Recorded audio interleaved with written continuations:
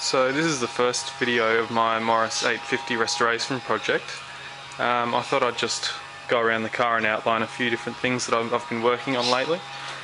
I originally started out on the floor. As you can see, it's been completely stripped back and painted with a primer. This was originally covered in 1/2 centimetre of tar, which was used for waterproofing, so I had to strip all that back just to make sure that there was no rust. And I then went over it with primer, and I discovered that this particular panel here had been replaced previously, and if you look on the inside, which I'll show you in a second, it appears as though it's been completely rusted through down in this area down here, and as a result the rust has creeped up through this panel and it's had to been replaced at some point in the car's history. I've got it rolled on the side now just because it makes it easier to work in the wheel wells, and as you can see, I've already painted this, stripped this section and painted that. This is basically just a temporary coat of paint until I'm ready to get it completely sandblasted. And you can see the top of the wheel arch has also been primed. And you probably noticed that this particular section here, none of this has been worked on yet, and that's because I'm not actually sure whether I'm going to keep this panel.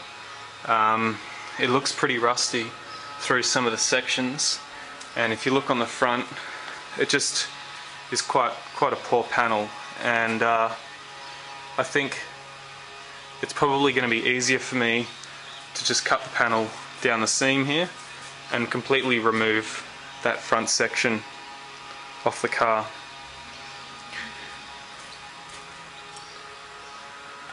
To replace this panel is pretty easy. You can just order them from Sydney, and they just ship it straight up and you can replace it. Moving around to the front, you can see I've started to strip this one back and it's been primed. Now this is the only panel I've done that's external on the shell, because I was actually a bit worried that this had some damage underneath it. After stripping back, I'm happy to find that there is actually no damage, but only a few dents, which I'm not sure you'll be able to pick up, but there's one just here. So someone had bogged that panel right up, and I was a bit scared that there was something mysterious going on under there, but luckily nothing was there, so that's good. Moving into the engine bay, I've stripped most of the engine bay. You can see the dark area. I still need to do a lot of work up under the windowsill here, and you can see all the way down the bottom there. I'll probably need to get the grinder out or the Dremel and do a few of those little ones. They're just in a very awkward position, so I haven't finished that yet. Continuing down, you can see the shell and chassis numbers imprinted on the panel there.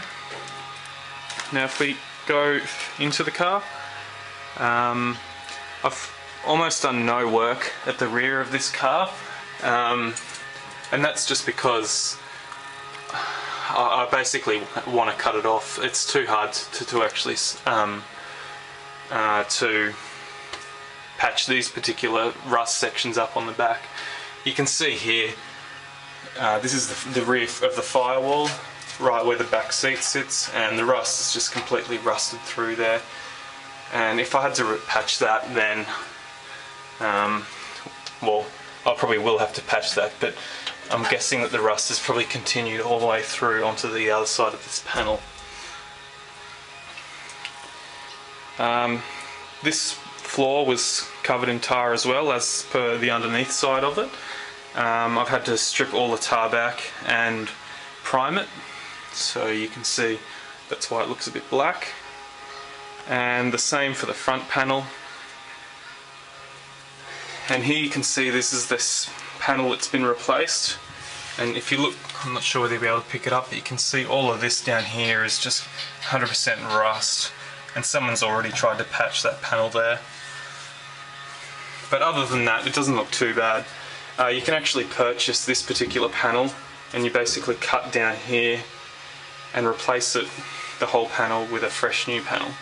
I don't really want to do that because this particular model of the Mini, the Morris 850, had the floor starter motor, and the replacement panels don't actually include this section, so I kind of want to keep that, so I'd have to cut the new panel anyway to fit, so it's going to be a bit of a mission. Today I worked under here, so you can see the black area down there. This is where the steering column sits, just here, and goes straight into the floor here.